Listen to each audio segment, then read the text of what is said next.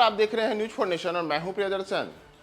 केंद्र की मोदी सरकार के खिलाफ आज विपक्ष ने संसद में अविश्वास प्रस्ताव पेश किया है और आज इस पर वहां पे बहस चल रही, यानी कि जो विपक्ष के द्वारा मोदी सरकार के खिलाफ लाया गया अविश्वास प्रस्ताव था उस पर आज से चर्चा शुरू हुई है। लोकसभा में 8 से 10 अगस्त तक इस अविश्वास प्रस्ताव पर चर्चा की जाएगी और विपक्ष एवं पक्ष दोनों ओर से अलग अलग वक्ता इस दौरान अपनी अपनी बातें रखेंगे।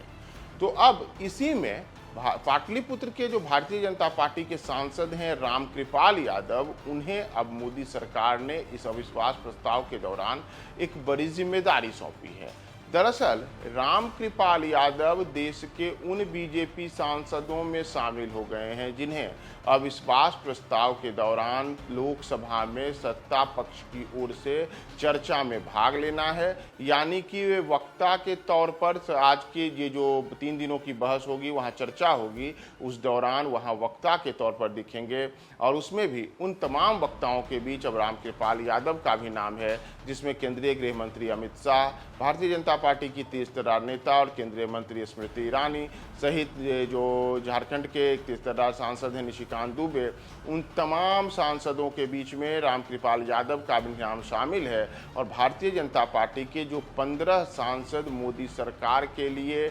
लोकसभा में इस चर्चा के दौरान वक्ता के रूप में शामिल रहेंगे और वहां अलग अलग बातें करेंगे, उसमें एक बड़ी जिम्मेदारी देते हुए रामकृपाल यादव पर एक बड़ा भरोसा करते हुए मोदी सरकार ने उन्हें लोकसभा में वक्ता के तौर पर नामित किया है।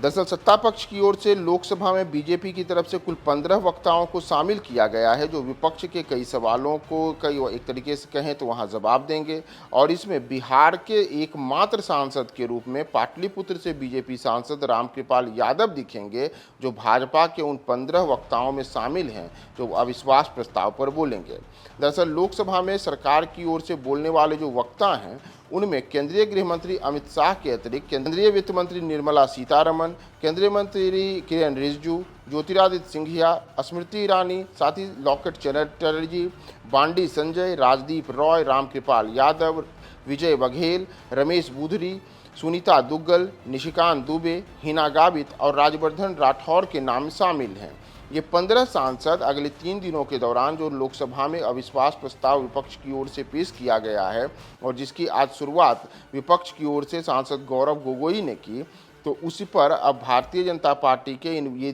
तमाम जो वक्ता रहेंगे उन 15 वक्ताओं के द्वारा लोकसभा में सरकार का पक्ष रखा जाएगा। दरअसल विपक्ष की ओर से ये जो मोदी सरकार के खिलाफ अविश्वास प्रस्ताव लाया गया है, यह अविश्वास प्रस्ताव मणिपुर के मुद्दे पर लगाया गया है। वही मणिपुर जो पिछले करीब 3 महीनों से लगातार हिंसा से त्रस्त है, अलग अलग तरीके की हिंसा की वहाँ घटनाएं सामने आई हैं और इन सब पर मोदी सरकार, वहाँ की जो भारतीय जनता पार्टी की सरकार है, दोनों सरकारों को विपक्ष विफल बता रहा है और इस पर प्रधानमंत्री नरेंद्र मोदी से चुप्पी तोड़ने की विपक्ष मांग कर रहा है। इसी वजह से विपक्ष की ओर से जब लगातार सत्ता पक्ष की ओर से विपक्ष की मांगों को नजरअंदाज किया गया, तो उसके बाद विपक्ष ने मोदी सरकार के खिलाफ अपने अंतिम हथियार के रूप में अविश्वास प्रस्ताव लाने का जो कहें कि अंतिम हथियार है उसे लागू किया। और अब मोदी सरकार के खिलाफ लाए गए इस अविश्वास प्रस्ताव पर आज से चर्चा शुरू हुई है। अगले 3 दिनों तक चर्चा होगी।